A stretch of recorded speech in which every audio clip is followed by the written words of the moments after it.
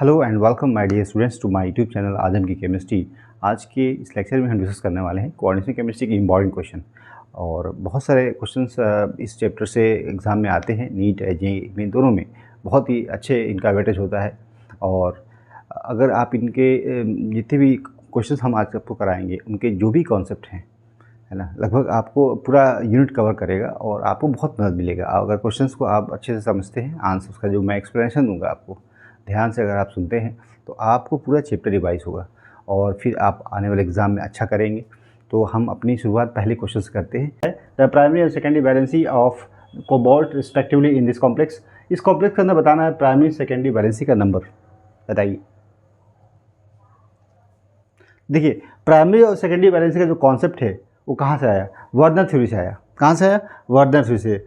अब Werner theory ने बताया था कि प्राइमरी वैलेंसी क्या होती है? आयोनाइजेबल होती है और किसके बराबर होती है? मेटल के ऑक्सीजन स्टेट के बराबर होती है। कॉम्प्लेक्स के अंदर जो मेटल का ऑक्सीडेशन नंबर होगा, ऑक्सीजन स्टेट होगा, वही उसका प्राइमरी वैलेंसी होगी। उसका नेचर बताया था आयोनाइजेबल होता है। कैसा होता है? आयोनाइजेबल। तो प्राइमरी वैलेंसी किसके बराबर होती है? प्राइमरी वैलेंसी किसके बराबर होती है? ऑक्सीजन नंबर के, ऑक्सीडेशन नंबर के बराबर होती है। अगर यहाँ पे देखें ऑक्सीजन स्टेट देखें या ऑक्सीजन नंबर देखें इस कॉम्प्लेक्स में, तो यहाँ पे देखिए लिगेंड कितने हैं? यहाँ पे 4 लिगेंड है, यहाँ पे 2 लिगेंड, 6 लिगेंड है। कोऑर्डिनेशन नंबर 6 हो जाएगा। और यहाँ पे अगर देखें तो न्यूट्रल लिगेंड है, -4 में न्यूट्रल लिगेंड है। 2 लिगेंड ऐसे हैं जिस पे चार्ज है, -1 चार्ज है। तो यहाँ पे निकाल सकते हो x प्लस यहाँ पे 0 × 4 और यहाँ पे आप बता सकते हो -1 × 2। यहाँ पे कितना आ जाएगा? x बराबर आपका +2 आ जाएगा। इसका मतलब इस कॉम्प्लेक्स के अंदर कोबाल्ट की जो ऑक्सीजन स्टेट है वो कितनी है? +2 है। मतलब ऑक्सीजन स्टेट +2 है। It means it is the primary valency. किसके बराबर है? प्राइमरी वैलेंसी के बराबर। ठीक है। दूसरी बात करते हैं, अगर सेकेंडरी वैलेंसी की बात करते हैं तो वर्नर साहब ने इसके बारे में बताया है कि सेकेंडरी वैलेंसी किसके बराबर होती है? कोऑर्डिनेशन नंबर के बराबर होती है। और कोऑर्डिनेशन जो नंबर होती है नॉन आयोनाइजेबल वैलेंसी होती है। और यहाँ पे देखें तो कितने कोऑर्डिनेट बॉन्ड हैं? यहाँ पे देख सकते हैं कि 4 and 2 6 कोऑर्डिनेट बॉन्ड है। इसका मतलब है इस मेटल की जो कोऑर्डिनेशन नंबर कितनी है? 6 है। तो यहाँ पे हम बता सकते हैं सेकेंडरी जो वैलेंसी है किसके बराबर है? सेकेंडरी वैलेंसी बराबर है आपका कोऑर्डिनेशन नंबर के। किसके? कोऑर्डिनेशन नंबर के बराबर है। और कोऑर्डिनेशन नंबर कितना यहाँ पे है? 6। तो यहाँ पे 2 बात निकल के आई। पहली बात निकल के आई कि भाई इसकी प्राइमरी वैलेंसी कितनी है? +2 है, क्योंकि इसका ऑक्सीजन नंबर के बराबर होती है। सेकेंडरी वैलेंसी आपकी कितनी है? 6 है, क्योंकि इस मेटल के साथ लिगेंड का जो नंबर है 6 जुड़ा हुआ है इस कॉम्प्लेक्स के अंदर, इसलिए कोऑर्डिनेशन नंबर 6 है। और प्राइमरी वैलेंसी कितनी है? 2 है। तो इस क्वेश्चन का सही जवाब कहाँ पे है? यहाँ पे 2 and 6 है, बाकी तो ऑप्शन नहीं होना चाहिए। ठीक है। सेकेंड क्वेश्चन करते हैं। चलिए क्वेश्चन नंबर 2 करिए आप। यहाँ पूछा है hybridization and magnetic behaviour of cobalt complex respectively. आपको बताना है भाई कि इस कॉम्प्लेक्स का हाइब्रिडाइजेशन क्या है और इसका मैग्नेटिक बिहेवियर क्या है। भाई पैरामैग्नेटिक है, डायमैग्नेटिक है। इसका क्या मतलब है? अनपेयर्ड इलेक्ट्रॉन अगर है डी ऑर्बिटल के अंदर, मेटल के डी ऑर्बिटल में अगर अनपेयर्ड कंडीशन में इलेक्ट्रॉन है ना, तो उसको हम क्या बोलते हैं? पैरामैग्नेटिक। और अगर पेयर्ड कंडीशन में है तो डायमैग्नेटिक। ओके। तो यहाँ पे होता क्या है कि अगर वैलेंस बॉन्ड थ्योरी पढ़ी है आपने, तो यहाँ पे क्या देखा है? भाई हाइब्रिडाइजेशन होता है, मेटल लिगेंड के बीच में ओवरलैपिंग होती है और मेटल के जो ऑर्बिटल होते हैं बॉन्ड बनाने से पहले क्या करते हैं? हाइब्रिडाइज हो जाते हैं। और टाइप ऑफ हाइब्रिडाइजेशन क्या होता है? अगर देखिए 2 तरह के हाइब्रिडाइजेशन होते हैं। यहाँ पे अगर sp3d2 होता है तो हम बोलते हैं कि आउटर स्फीयर कॉम्प्लेक्स है। अगर डी के ऑर्बिटल जो है अंदर के इस्तेमाल होते हैं, -1 के डी ऑर्बिटल यूज़ होते हैं हाइब्रिडेशन में, तो वहाँ पे जो आपका जो कॉम्प्लेक्स बनेगा वो इनर स्फीयर कॉम्प्लेक्स बनेगा। तो ये कैसे बनता है? देखिए यहाँ पे अगर हम यहाँ पे आपका कोबाल्ट की अगर ऑक्सीजन स्टेट की बात करें तो कोबाल्ट यहाँ पे क्या है? कोबाल्ट यहाँ +3 में है, क्योंकि यहाँ पे लिगेंड कैसे? न्यूट्रल है। तो जो चार्ज यहाँ पे है वही आपका क्या होगा? कोबाल्ट का चार्ज होगा, मतलब ऑक्सीजन स्टेट होगी। तो ऑक्सीजन स्टेट कितनी है? +3 है। इस कंडीशन में क्या होगा? यहाँ पे आपका D6 हो जाएगा। क्या हो जाएगा कंडीशन? D6। ठीक है। 27 होता है, 2 और 1 3 निकल जाएगा, तो D6 कन्फिग्रेशन आ जाएगी। और अगर D6 कन्फिग्रेशन है तो यहाँ पे देखिए D के कितने हैं? 5, 3 और 4, 5 हो जाएंगे। और यहाँ पे S है और यहाँ पे क्या है? P है और यहाँ पे क्या है आपका? D है। ओके। तो यहाँ पे आपका 3D है, यहाँ पे आपका 4S है, ये आपका 4P है और ये आपका क्या है? 4D है। अगर हाइब्रिडाइजेशन में यहाँ के ऑर्बिटल डी के इस ऑर्बिटल का अगर यूज़ होता है तो हम बोलते हैं उसको इनर स्फीयर कॉम्प्लेक्स। क्या बोलते हैं? Inner sphere complex.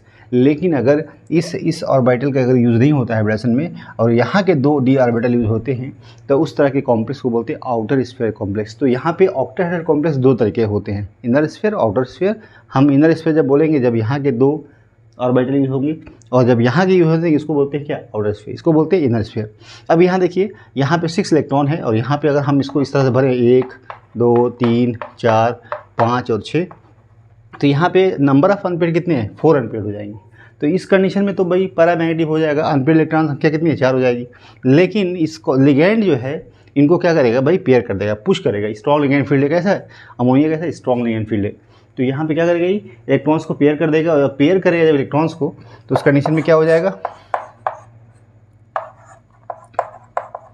ये कंडीशन हो जाएगी। और इस कंडीशन में क्या होगा? आपके 2 डी ऑर्बिटल क्या होंगे? अंदर वाले n-1 डी वाले, ये n-1 जो डी ऑर्बिटल है क्या हो जाएंगे?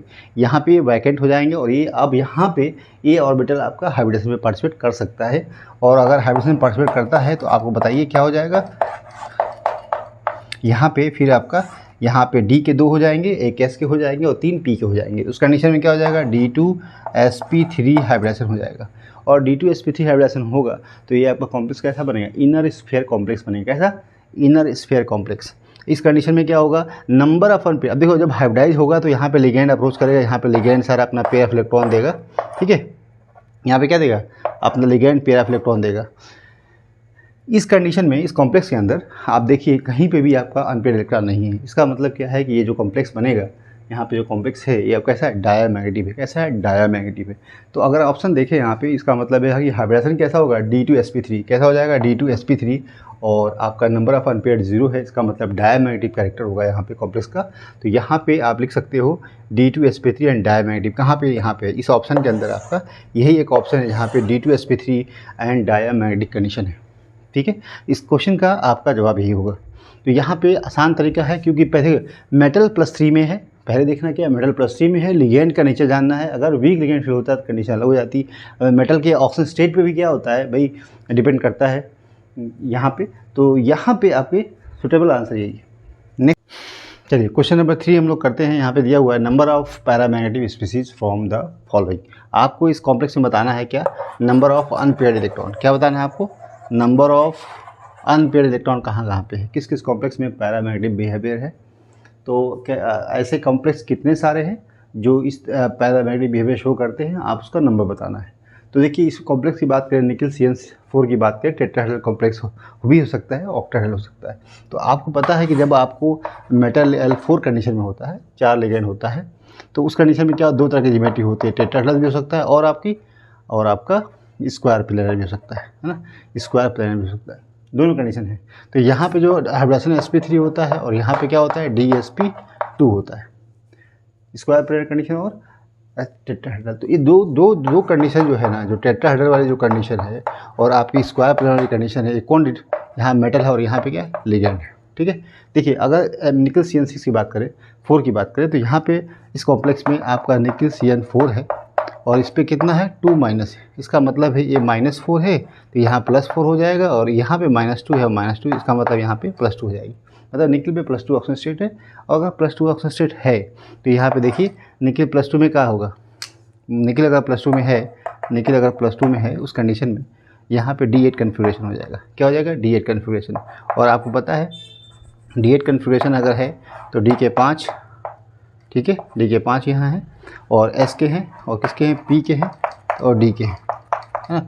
यहाँ पे अगर आप देखो यहाँ पे, तो यहाँ पे 1 2 3, अगर आप इलेक्ट्रॉन को यहाँ फिल करो, अगर आप ऐसे 1 2 3 4 5 6 7 और 8, देखिए अब यहाँ पे देखना लिगेंड का नेचर कैसा है। लिगेंड आपका क्या? स्ट्रॉन्ग लिगेंड फील्ड है, तो क्या करेगा? इलेक्ट्रॉन को पेयर करेगा, यहाँ आ जाएगा इलेक्ट्रॉन। उस कंडीशन में क्या होगा?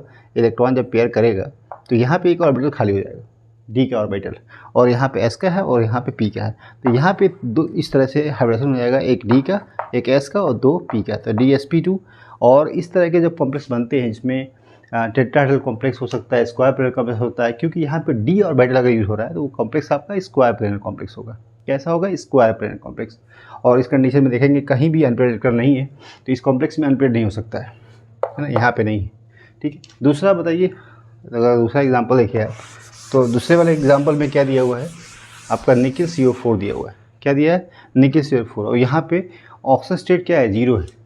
ऑक्सीजन क्या है, यहाँ पे ऑक्सीजन स्टेट कुछ दिया हुआ है, निकिल कार्बोनाइल लिगेंड है, और इस कंडीशन में आपका जो आपका निकिल है 0 ऑक्सीजन स्टेट में। इसका मतलब क्या कि निकिल जो आपका है कोबाल्ट 4 है, और यहाँ पे निकिल 0 ऑक्सीजन स्टेट में है, और निकिल 0 में अगर है तो आपको पता है 28 होता है इसका एटॉमिक नंबर।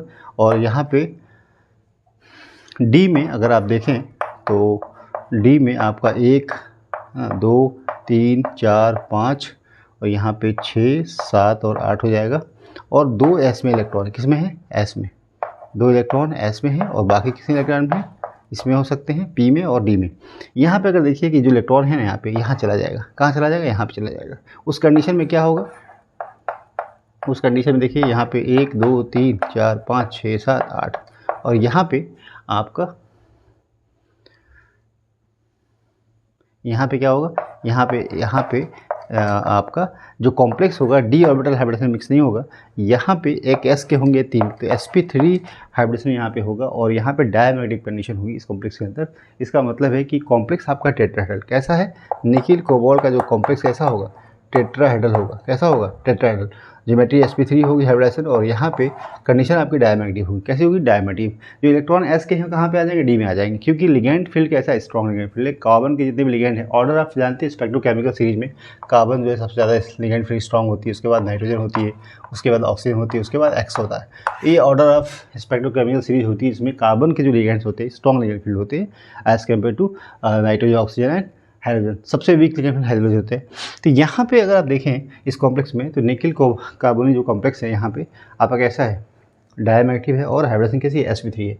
तो इस कॉम्प्लेक्स में भी अनपेयर्ड इलेक्ट्रॉन नहीं है, पैरामैग्नेटिक बिहेवियर नहीं है, इसका मतलब यही भी ऑप्शन नहीं। निकिल CO4 की बात करें तो यहाँ हो सकता है, देखो निकिल +2 ऑक्सीजन स्टेट में है, और लिगेंड जो है आपका है यहाँ पे वीक लिगेंड फील्ड। कैसा है, वीक लिगेंड फील्ड, इलेक्ट्रॉन को पेयर नहीं कर पाएगा इस कॉम्प्लेक्स में, और यहाँ पे आराम से पैरामैग्नेटिक कंडीशन में यहाँ पे sp3 हाइब्रिडेशन होगा और पैरामैग्नेटिक बिहेवियर। तो एक ऑप्शन होगा जहाँ पे पैरामैग्नेटिक बिहेवियर होगा। यहाँ पे अगर देखिए FeCl6 है यहाँ पे, और FeCl6 होगा तो यहाँ पे क्या हो जाएगा, आयरन +2 में है। देखिए इस कॉम्प्लेक्स में देखिए आप, यहाँ पे आयरन +2 में कैसे, यहाँ देखिए यहाँ Fe है, और आपका Cn कितना है, 6 है, और यहाँ पे 4 माइनस है, तो 6 माइनस है। आपको पता है Cn पे -1 चार्ज होता है, तो 6 माइनस है, तो यहाँ पे कितना 6 प्लस हो जाएगा, और यहाँ 4 माइनस कहाँ पे, इसी पर है, तो यहाँ पे जोड़िए तो कितना हो जाएगा, यहाँ पे आपका +2। इसका मतलब आयरन के जो ऑक्सीजन स्टेट कितनी है, आपका +2 है। अगर आयरन की +2 ऑक्सीजन स्टेट है तो बताइए डी में कितने इलेक्ट्रॉन होंगे, 26 एटॉमिक नंबर होता है, 2 निकल गया है +2, तो इसका मतलब D6 कन्फिग्रेशन में Fe है, और D6 कन्फिग्रेशन में लिगेंड स्ट्रॉन्ग फील्ड है, तो क्या करेगा भाई, यहाँ पे अगर डी के 5 ऑर्बिटल है यहाँ पे, तो 1 2 3 4 5 और आपके 6 हो जाएंगे, 2 ऑर्बिटल खाली रहेंगे, और यहाँ पे S होगा, और यहाँ पे क्या होगा, P होगा। तो यहाँ पे D2 sp3 हो जाएगा हाइब्रिडेशन। अगर आप वैलेंस बॉन्ड थ्योरी हिसाब से देखते हैं इस सारे मॉलिक्यूल्स को, तो यहाँ पे अनपेयर्ड कंडीशन नहीं है। सारे मॉलिक्यूल कैसे हैं, मतलब जो भी इलेक्ट्रॉन से डायमैग्नेटिक कंडीशन है, तो यहाँ पे भी ऑप्शन जो होगा आपका नहीं होगा। ये अगर देखें कॉपर की, तो कॉपर आपका क्या है, कॉपर D9 कन्फिग्रेशन में हो, तो चाहे स्ट्रॉन्ग लिगेंड फुल चाहे वीक हो, अनपेयर्ड कंडीशन तो होगी।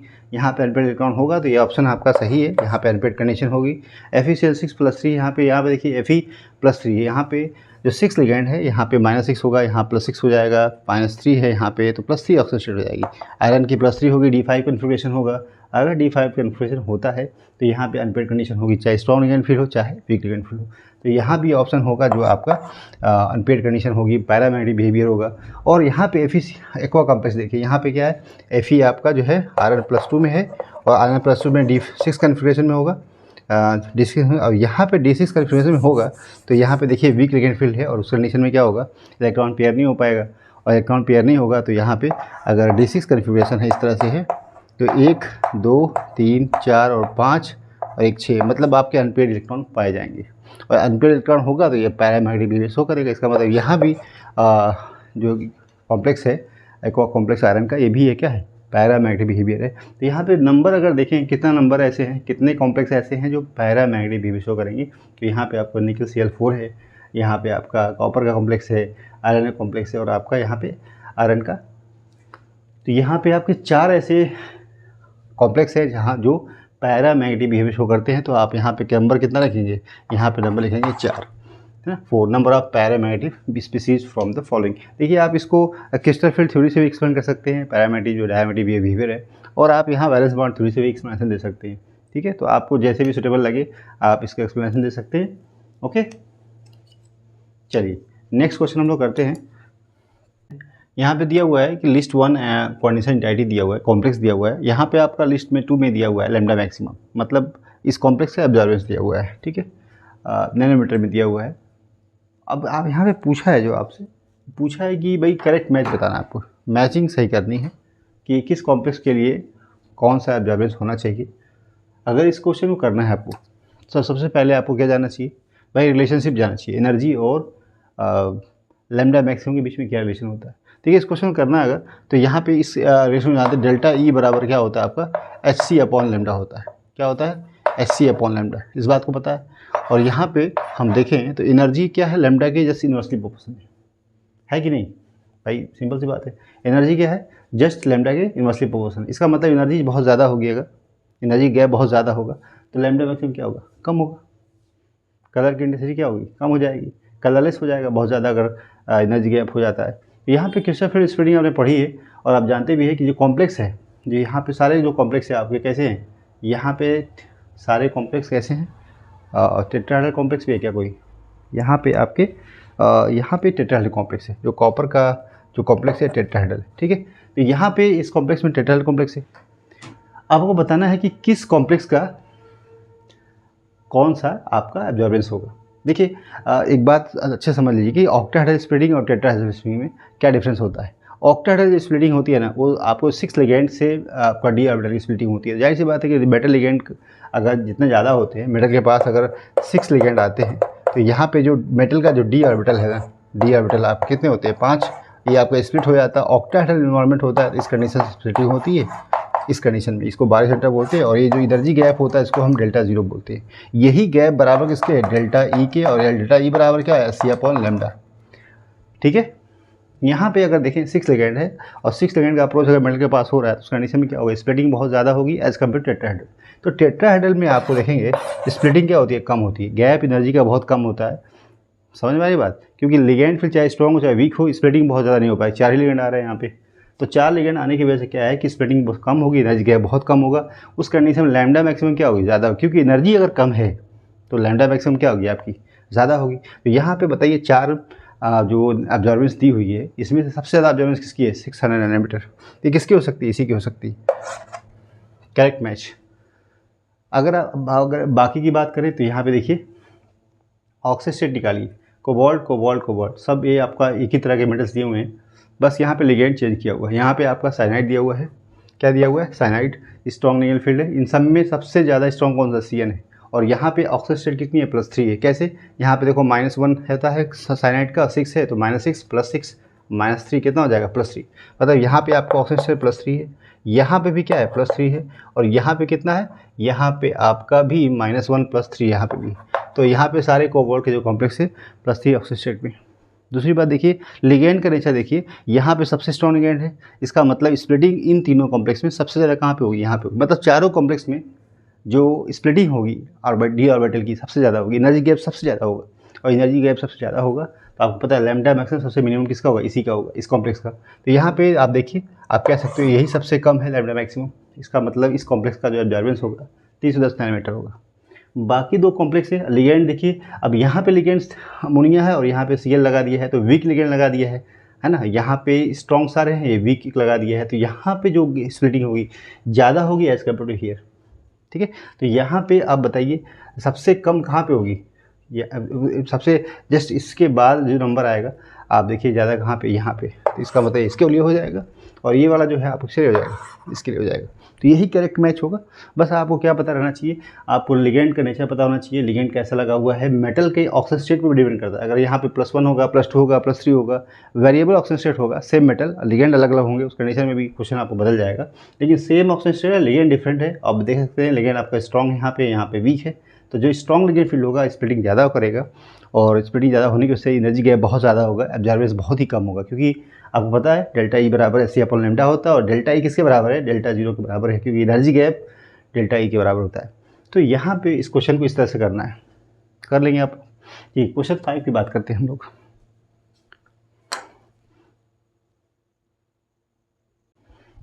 चलिए इस क्वेश्चन बताइए, total number of moles of silver chloride precipitated on addition of excess of silver nitrate, है ना। यहाँ पे 1 mole each of following complex, आपका सबका एक एक मोल कॉम्प्लेक्स दिया हुआ है। पूछा है कि भाई सिल्वर नाइट्रेट को अगर आपने एक्सेस में लिया है तो कितने मोल सिल्वर क्लोराइड के प्रेसिपिटेट होंगे। तो देखिए अच्छी बात क्या है, यहाँ पे इस कॉम्प्लेक्स में अगर देखें तो यहाँ पे अगर इस कॉम्प्लेक्स में देखिए एक सीयर है, पता है कि ये जो अंदर वाला पार्ट है आयोनाइजेबल नहीं होता है, बाहर वाला आयोनाइज होता है। तो अगर ये टूटता है तो इस कॉम्प्लेक्स को देखिए, अगर ये कॉम्प्लेक्स आपका है, अगर इस कॉम्प्लेक्स में देखिए कार्बन अमोनिया है और यहाँ पे कितना है 4 है और Cl2 है, और ये अगर टूटता है तो यहाँ प्लस हो जाएगा और यहाँ पे Cl माइनस हो जाएगा। और यहाँ पे अगर टोटल नंबर ऑफ मोल्स देखें सिल्वर कितने, 1 है। तो अगर सिल्वर से रिएक्शन होगी तो क्या बनाएगा, सिल्वर क्लोराइड बनाएगा। सिल्वर नाइट्रेट से रिएक्शन होती है तो यहाँ पे क्या 1 मोल्स ऑफ सिल्वर क्लोराइड बनाएगा, ठीक है। यहाँ पे अगर देखें कोबाल्ट, यहाँ पे अगर देखें तो 2 मोल बनाएगा। क्यों, क्योंकि यहाँ पे अगर ये ब्रेक होता है तो यहाँ पे आपका 6 वाटर है और यहाँ पे आपका 2 प्लस है और यहाँ पे आपका 2 Cl माइनस है। और 2 Cl माइनस होगा तो सिल्वर से रिएक्शन करेगा तो क्या 2 AgCl बनाएगा, है ना जी। यहाँ पे तो इसका मतलब है कि यहाँ पे इस कॉम्प्लेक्स में 2 आपके moles of silver nitrate use होंगे और 2 mole of silver chloride precipitate बनेगा। यहाँ पे अगर आप देखो इस कॉम्प्लेक्स में तो यहाँ पे 0 होगा, क्योंकि यहाँ पे आपका PtCl यहाँ पे कोई भी इसके बाहर है नहीं, तो आयनाइज नहीं हो सकता है। तो इसमें आपका कोई भी सिल्वर नाइट्रेट का कोई भी मोल्स यूज़ नहीं होगा, प्रेसिपिटेट नहीं बनेगा यहाँ पे। तो यहाँ पे कह सकते हो आप Pt अमोनिया के अंदर क्या हो जाएगा 2Cl2, यहाँ पे आपको कोई रिएक्शन नहीं होगी। और इसमें अगर देखें तो यहाँ पे आपका होगा रिएक्शन, क्योंकि यहाँ पे जो Pd है Pd और यहाँ पे अमोनिया है, ठीक है। और इस कंडीशन में यहाँ पे क्या होगा, आपको 2 प्लस होगा और यहाँ पे 2 Cl माइनस होगा और ये सिल्वर से रिएक्शन करके 2 मोल ऑफ सिल्वर क्या बनाएगा 2 AgCl बना लेगा। तो इस कंडीशन में आपका प्रेसिपिटेशन होगा। तो इसका मतलब total number of moles of Ag silver precipitated on addition of excess of silver कितना बनेगा, बताइए टोटल नंबर ऑफ मोल्स बताइए। तो यहाँ पे टोटल मोल्स बताइए, यहाँ पे आप बता सकते हो। तो 1 यहाँ होगा, ठीक है, 2 यहाँ होगा, 3 और 3 to 5 यही हो सकता है। देखिए यहाँ देख लीजिए, इस कॉम्प्लेक्स में 1 होगा, इस कॉम्प्लेक्स में 2 होगा, यहाँ पे 0 होगा और यहाँ पे कितना होगा 2 होगा। इसका मतलब 5 moles of silver chloride precipitate करेगा on the addition of excess of silver nitrate to 1 mole each of the following. तो यहाँ पे आंसर क्या होगा आपका 5 होगा। कितना होगा 5। तो आंसर आपका यहाँ पे 5 moles of silver chloride precipitate होगा, ठीक है। नेक्स्ट क्वेश्चन करते हैं। क्वेश्चन नंबर 6 हम लोग करते हैं। यहाँ पे दिया हुआ है correct order off spin only magnetic moment of the following complex. इस कॉम्प्लेक्स में क्या बताना है, करेक्ट ऑर्डर बताना है, मैग्नेटिक मोमेंट का सही ऑर्डर कौन सा है। देखिए अगर हम मैग्नेटिक मोमेंट की बात करते हैं तो नंबर ऑफ डी ऑर्बिटल्स के अंदर, डी ट्रांसमीटर्स के अंदर अगर हम देखते हैं तो कैसे निकालते हैं। ट्रांसमीटर के अंदर आपको मैग्नेटिक म्यू बराबर आप होता है क्या, अंडर रूट आपका जो है n+2 होता है, जिससे आप n क्या है नंबर ऑफ अनपेयर्ड इलेक्ट्रॉन, जितना होता है उतना ही आपका क्या होता है। अगर 1 इलेक्ट्रॉन होता है, ठीक है, तो यहाँ पे 1.7 या 1.8 होता है लगभग, है ना। मैग्नेटिक मोमेंट 2 होता है तो 2.8 या 2.9 या 2.7 3 से कम होता है। जितने अनपेयर्ड होते हैं उससे कम होता है, ज़्यादा नहीं होता है ना। तो यहाँ पे अगर देखिए आपका पूछा है कि भाई स्पिन, क्योंकि यहाँ डी ऑर्बिटल्स होते हैं, आप कह सकते हो डी ब्लॉक के एलिमेंट्स जो होते हैं ट्रांसमीटर्स होते हैं, उनके अंदर आपका पता है कि वहाँ पे सिर्फ स्पिन जो मैग्नेटिक मोमेंट होता है due to the spin moment होता है, वहाँ पे ऑर्बिटल मोशन नहीं होता है ना यहाँ पे, क्योंकि वही क्वेंच हो जाता है ना, इसलिए वहाँ पॉसिबल नहीं है। तो स्पिन मोशन पॉसिबल है। तो यहाँ पे वो बताना है सही ऑर्डर। देखिए यहाँ पे अगर देखें तो सबसे ज़्यादा कहाँ पे होगा, सबसे ज़्यादा यहाँ पे देखिए, यहाँ पे आयरन की अगर ऑप्शन स्टडी की बात करें तो आयरन यहाँ पे कितना है +3 में है, यहाँ -6 है +6 हो जाएगा और यहाँ -3 +6 -3 कितना हो जाएगा, यहाँ पे +3 हो जाएगा। इसका मतलब आयरन की ऑप्शन +3 है। यहाँ पे देखिए, यहाँ पे -6 है, फ्लोरीन है आपका, यहाँ आपका जो है फ्लोराइड है और यहाँ पे 3 है तो यहाँ भी +3 हो जाएगा। और यहाँ पे कितना है 3 दूना के 6 -6 का मतलब है कि यहाँ भी +3 हो जाएगा, ठीक है। यहाँ पे 2 नेगेटिव चार्ज होगा, है ना। तो यहाँ पे जो आयरन है, कोबाल्ट है, और सब सारे ऑप्शन +3 है। आयरन अगर +3 में होता है तो देखिए D6 कितना होता है यहाँ पे 26 होता है, आयरन कितना होता है 26, तो यहाँ पर D5 कंडीशन हो जाएगी। और D5 में देखेंगे और लिगेंड कैसा है, वीक फील्ड है, तो यहाँ पे आपको maximum number of unpaired electron होंगे। इसका मतलब मैग्नेटिक मोमेंट सबसे ज़्यादा इसी का होगा। यहाँ पे अगर देखें यहाँ पे कोबाल्ट के अंदर, तो कोबाल्ट का होता है 27 और 3 निकाल देंगे तो D6 कन्फिग्रेशन हो जाएगी। यहाँ पे कितना हो जाएगा D6, और D6 में क्या होगा, वीक लिगेंड फील्ड है, लेकिन 5 पेयरिंग तो होगी, यहाँ पे 4 हो जाएंगे और नंबर ऑफ अनपेयर। और यहाँ पे अनपेयर की बात करते हैं तो अभी स्ट्रॉन्ग लिगेंड फील्ड है, पेयरिंग कर सकता है यहाँ पे, क्योंकि यहाँ पे कार्बन के लिगेंड्स होते हैं, कार्बन के लिगेंड स्ट्रॉन्ग लिगेंड फील्ड होते हैं। तो यहाँ पे सबसे नंबर उसका कम होगा, किसका, आपका अनपेयर्ड इलेक्ट्रॉन्स का नंबर सबसे कम होगा। बाकी सबसे ज़्यादा यहाँ पे होगा, उसके बाद यहाँ होगा, उसके बाद यहाँ होगा। तो ये ऑर्डर बिल्कुल करेक्ट है, ये ऑप्शन बिल्कुल सही है। बाकी कहीं ऐसा ऑर्डर नहीं है। यहाँ पे देखिए सबसे कम नंबर होगा आपका नंबर ऑफ अनपेयर्ड की बात करें तो ये ऑर्डर नहीं होगा। यहाँ भी अगर देखें आयरन और इसमें देखें तो आपका ऑर्डर यहाँ पे भी ये ऑर्डर सही नहीं होगा। इसका मतलब बेस्ट ऑप्शन यही है। ठीक है, तो ये यहाँ पे अगर कभी भी आपको स्पिन मैग्नेटिक मोमेंट निकालना हो किसी भी कॉम्प्लेक्स के अंदर, तो कैसे निकालेंगे आप, फॉर्मूला होता है आपका म्यू बराबर आपका √n+2 होता है। इससे आप इस की हेल्प से आप किसी भी ट्रांसमीटर कॉम्प्लेक्स का मैग्नेटिक मोमेंट कैलकुलेट कर सकते हैं। ठीक है, और यहाँ पे n क्या होता है, नंबर ऑफ अनपेयर्ड इलेक्ट्रॉन होता है। ठीक है, चलिए हम नेक्स्ट क्वेश्चन, चलिए इस क्वेश्चन को करिए, क्वेश्चन नंबर 7 करिए। यहाँ पे दिया हुआ है chiral complex from the following, यहाँ पे दिया हुआ है EN का मतलब है इथिलीन डायमीन। ठीक है, आपको बताना है यहाँ पे कि कौन से कॉम्प्लेक्स है जो आपका कायरल है, chiral complex from the following, आप बताइए। ठीक है, आपको पता है भाई जो कोऑर्डिनेशन कंपाउंड्स होते हैं वहाँ पे ऑप्टिकल रोटेशन भी शो करते हैं, है ना। यहाँ पे ऑप्टिकल रोटेशन शो कौन से मॉलिक्यूल्स करेंगे, कायरल मॉलिक्यूल कौन से होंगे, जहाँ पे प्लेन ऑफ सिमेट्री होगी नहीं होगी। प्लेन ऑफ सिमेट्री क्या होती है आपको पता है कि मॉलिक्यूल को अगर हम किसी प्लेन से काट सकते हैं तो वहाँ पे वो मॉलिक्यूल्स ऑप्टिकली एक्टिव नहीं होंगे। यहाँ पे देखिए सिस, अगर कॉम्प्लेक्स की बात करें यहाँ पे, तो कॉम्प्लेक्स आपको पता है ऑक्टाहेड्रल कॉम्प्लेक्स है, क्योंकि ये बाइडेंटेड लिगेंड है यहाँ पे, और यहाँ पे 4 हो जाएंगे और यहाँ 2 6 हो जाएंगे। इसका मतलब ये कॉम्प्लेक्स है ऑक्टाहेड्रल कॉम्प्लेक्स है, ऑक्टाहेड्रल कॉम्प्लेक्स है। तो पहले तो पता होना चाहिए कि भाई कॉम्प्लेक्स इस टाइप का, तो यहाँ पे जो कॉम्प्लेक्स है आपका ऑक्टाहेड्रल है, सिस आपका दिया हुआ है, तो इसका मतलब है कि प्लेटिनम होगा और यहाँ पे आपको ऑक्टाहेड्रल कॉम्प्लेक्स है, और 2 Cl को पास बना दीजिए, क्योंकि सिस कंडीशन है। अगर इसी को ट्रांस बनाना होगा तो अभी इसको बनाते हैं। तो यहाँ पे बाकी इथिलीन डायमीन है, तो यहाँ पे आपने इथिलीन डायमीन यहाँ कर सकते हैं, और यहाँ पे आपका क्या है, हाँ यहाँ पे कर सकते हैं, और आपका यहाँ पे है। तो ये आपका जो है कॉम्प्लेक्स होगा, इसका जस्ट मिरर इमेज होगा। देखिए इसका मिरर इमेज कैसा होगा, यहाँ भी PT हो जाएगा। ठीक है, इस तरीके से, है ना। और इसका मिरर इमेज कैसा होगा, ऐसा होगा Cl, और यहाँ पे आपका En हो जाएगा, और यहाँ भी क्या हो जाएगा, En हो जाएगा। तो ये जो कॉम्प्लेक्स होगा आपको ऑप्टिकल एक्टिव होगा, क्योंकि यहाँ पे कहीं पे भी मॉलिक्यूल को किसी भी प्लेन से आप इक्वल पार्ट में नहीं काट सकते हैं, क्योंकि ये इसका मतलब ये क्या कर सकते, शो करेगा ऑप्टिकल रोटेशन शो करेगा। देखिए बाकी जो कॉम्प्लेक्स है, ट्रांस की बात करें, आप सिस की बात करें, यहाँ पे सारे कॉम्प्लेक्स के अंदर क्या है, प्लेन ऑफ सिमेट्री है। चेक कर लीजिए, देखिए अगर हम यहाँ ट्रांस बनाते हैं, ट्रांस कंडीशन में, इसका मतलब 2 Cl को क्या करना पड़ेगा, 180 पे रखना पड़ेगा। यहाँ पे PT है, ये आपका ऑक्टाहेड्रल कॉम्प्लेक्स है, और यहाँ पे आपका Cl है, और यहाँ पे इथिलीन डायमीन है, यहाँ भी है। यहाँ पे देखिए मॉलिक्यूल को 2 भागों में आप इक्वली आप डिवाइड कर सकते हो, प्लेन से आप पास करोगे तो कट सकता है। इसका मतलब यहाँ ऑप्टिकल रोटेशन शो नहीं करेगा, ये शो करेगा। ठीक है, यहाँ पे इसको बना लीजिए आप। देखिए यहाँ पे भी क्या है, अगर देखें PT आपका कैसा है, सिस है, तो इसका मतलब है कि Cl और यहाँ पे क्या है आपका अमोनिया, है ना। यहाँ पे देखिए ये भी आपका कट जाएगा, प्लेन ऑफ सिमेट्री यहाँ पॉसिबल है, तो यहाँ पे भी मॉलिक्यूल आपका ऑप्टिकल रोटेशन शो नहीं करेगा।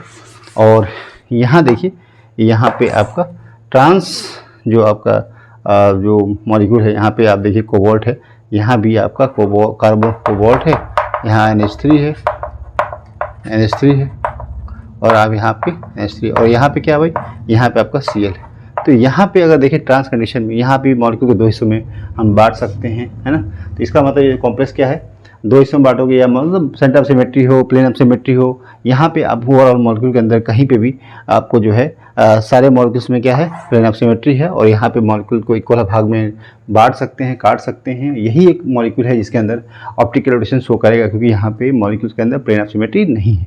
ठीक है, तो कॉम्प्लेक्स यहाँ देखें तो बेस्ट आंसर है आपका यही होगा।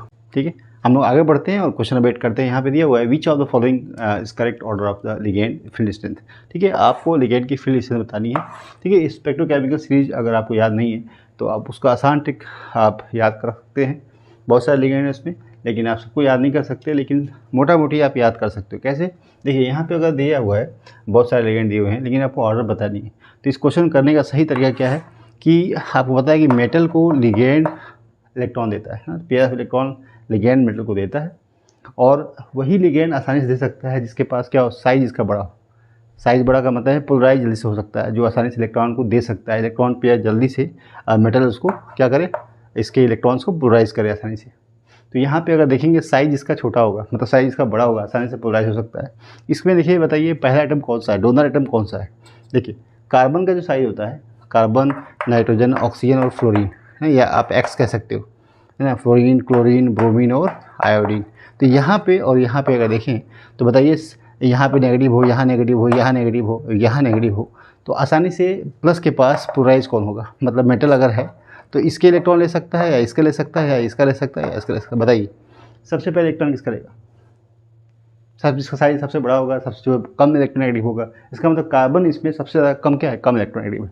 कार्बन आसानी से इलेक्ट्रॉन देगा, पेयर ऑफ इलेक्ट्रॉन इसको, उसके बाद नाइट्रोजन, उसके बाद ऑक्सीजन, उसके बाद बाकी हाइड्रोजन बहुत ज़्यादा इलेक्ट्रोनेगेटिव होते हैं, तो ये नहीं दे सकते। वीक, इसका मतलब है कि आसानी से इलेक्ट्रॉन नहीं देंगे, पेयर ऑफ इलेक्ट्रॉन नहीं दे पाएंगे मेटल को, इसलिए इनको बोलते हैं वीक लिगेंड फील्ड। क्या बोलते हैं? वीक लिगेंड फील्ड बोलते हैं।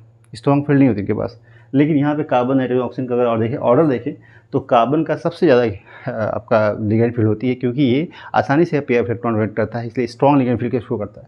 तो कार्बन का लिगेंड देखिए होगा, देखा जाए तो सबसे ज़्यादा अगर देखा जाए तो लिगेंड फील्ड किससे ज़्यादा होगी, कार्बन की होगी। तो देखिए ऑर्डर देख लीजिए, सबसे ज़्यादा यहाँ पे देखिए कहाँ पे, कहीं कार्बन दिया हुआ है, यहाँ भी कार्बन, यहाँ भी कार्बन, यहाँ भी कार्बन। आपको पता है कार्बोनिल लिगेंड सबसे ज़्यादा होता है।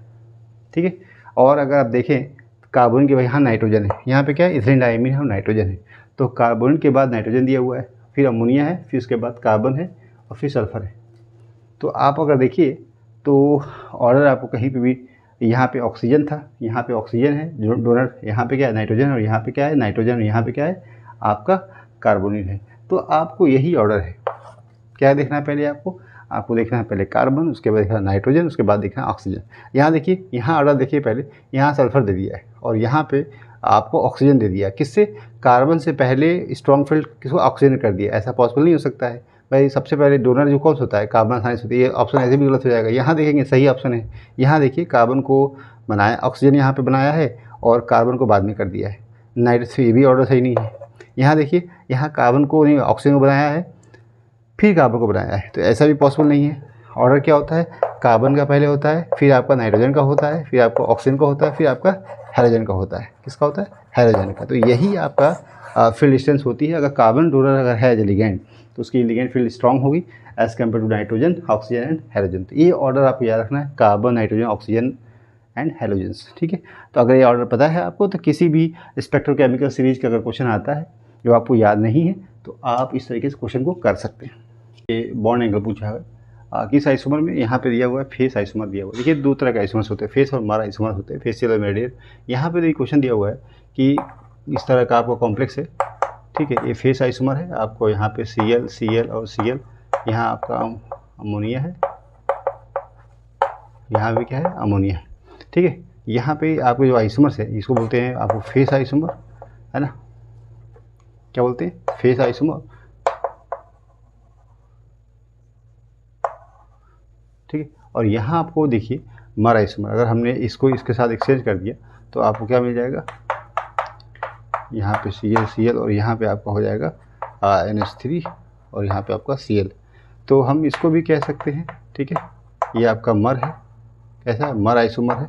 तो फेस और मर का मतलब है, ठीक है, या तो इसके सेक्शन कर दीजिए या तीनों को एक प्लेन पे लेके आइए। ठीक है, या इसको ऐसे भी कर सकते हैं कि कोबाल्ट है, यहाँ पे आप Cl, ठीक है, यहाँ पे आप लाइए, ऐसे लाइए। ठीक है, Cl, Cl, Cl और यहाँ पे आपको NH3 और यहाँ पे NH3। इसको भी आप मर बोलते हैं, मर सकते। तो ये फेस है ना, और ये क्या है, मर आइसोमर्स है। और दो तरह के आइसोमर्स यहाँ पूछा है, एंगल के बारे में पूछा है, क्लोरीन, कोबाल्ट। देखिए क्लोरीन, कोबाल्ट और क्लोरीन के बीच का एंगल पूछा है। ये एंगल कितना होता है आपको पता है? यहाँ पे जो ऑक्टेल कॉम्प्लेक्स होता है, यहाँ एंगल, यहाँ इनके भी दो लिगेंड के बीच का एंगल कितना होता है? मतलब आप यहाँ से यहाँ देखें तो 90 होता है, 90 होता है, 90 होता है। यहाँ से दो एंगल 180 होता है, लेकिन सारे, तो इसका मतलब यहाँ भी कितना है, 90 है। ठीक है, तो आप कह सकते हो 90 ही ऑप्शन है। आप कह सकते हो यहाँ पे कहीं पे भी 180 नहीं होगा, क्योंकि यहाँ पे पॉसिबल नहीं है। तो इसका मतलब है चाहे यहाँ पे जाओ इसके बीच में, चाहे इसके बीच में, सब एंगल कितना है, 90 का है। हाँ, यहाँ अगर पूछता अगर यहाँ पे कि को कार्बोनिल और दो तरह का एंगल हो सकता है, यहाँ पे देखो इनके बीच का एंगल आपका 90 है नहीं, और यहाँ इनके बीच का एंगल कितना है, 180 का एंगल है। तो यहाँ पे एंगल आपका 90 और 180 हो सकता है, लेकिन यहाँ पे सिर्फ आपको कैसा होगा, 90 डिग्री एंगल होगा। कब, किसके बीच में, क्लोरीन, कोबाल्ट और क्लोरीन के बीच में। यहाँ पे दो तरह का एंगल होगा, क्लोरीन, ठीक है, यहाँ पे 90 भी हो सकता है, 180 भी हो सकता है, क्योंकि यहाँ पे आपका मरा आइसोमर, यहाँ फेस आइसोमर है। तो आपको इसको याद रखना है, इंपॉर्टेंट क्वेश्चन है। फेस और मरा आइसोमर कैसे नहीं करना है, कैसे बना। In water form pink coloured complex बनाता है, क्या है, पिंक, है ना। पिंक का जो कलर कैसा होता है भाई, हल्का कलर होता है। कब, जब cobalt chloride when dissolve in water, ठीक है। तो कोबाल्ट क्लोराइड का मतलब है कि यहाँ पे +2 है और वाटर के साथ डिजॉल्व होता है, तो क्या बनाता है भाई, आपका पिंक कलर्ड कॉम्प्लेक्स विच है ऑक्टाहेड्रल ज्योमेट्री, है ना, ऑक्टाहेड्रल कॉम्प्लेक्स बनाता है। बना लो भाई, यहाँ पे क्या है, कोबाल्ट, और यहाँ पे H2O, यहाँ 6 ले लो, और यहाँ पे क्या देख लो, 2 पॉजिटिव, ठीक है, ऑक्टाहेड्रल कॉम्प्लेक्स है। ओके, और यहाँ पे जब ऑक्टाहेड्रल कॉम्प्लेक्स बनाएगा तो देखिए फिर दिस सोल्यूशन, जो सोल्यूशन बन रहा है पिंक कलर का, this solution on treating with the concentrated HCl form deep blue, है ना, डीप ब्लू कॉम्प्लेक्स वाई। और उसके बाद बताना है कि भाई कॉम्प्लेक्स आपका कौन सा होगा, उसकी ज्योमेट्री क्या होगी। देखिए बड़ा आसान क्वेश्चन है यहाँ पे, अगर देखें आप इस क्वेश्चन को, तो यहाँ पे पहले कॉम्प्लेक्स क्या बनाया है, आपको पता है कि कोबाल्ट क्लोराइड अगर वाटर के साथ डिजॉल्व होता है, ठीक है, तो यहाँ पे आपका कोबाल्ट H2O का ऑक्टाहेड्रल कॉम्प्लेक्स बनाएगा, यहाँ बताया इसने। लेकिन इसके साथ अगर HCl डालेंगे ना, कॉन्सेंट्रेटेड HCl, कैसा, कॉन्सेंट्रेटेड HCl, तो क्या होगा भाई, यहाँ पे वाटर को रिप्लेस करेगा और यहाँ पे क्या बना देगा, CO आपका Cl का 4, और यहाँ पे आपका 2 माइनस होगा, -4, तो यहाँ +4 और -2 +2, तो यहाँ पे -2 हो जाएगा, ठीक है। अब यहाँ पे देखिए कोबाल्ट +2 में है, +2 में, यहाँ पे क्या है, कोबाल्ट +2 में है और टेट्राहेड्रल कॉम्प्लेक्स है। और अच्छी बात आपको पता क्या है कि पहले देखो एक कॉम्प्लेक्स तो बनेगा, और ये कॉम्प्लेक्स कैसा है, टेट्राहेड्रल है, कैसा है, टेट्राहेड्रल ज्योमेट्री में होगा। तो टेट्राहेड्रल तो बनना है, ठीक है, ऑक्टाहेड्रल नहीं बनना है।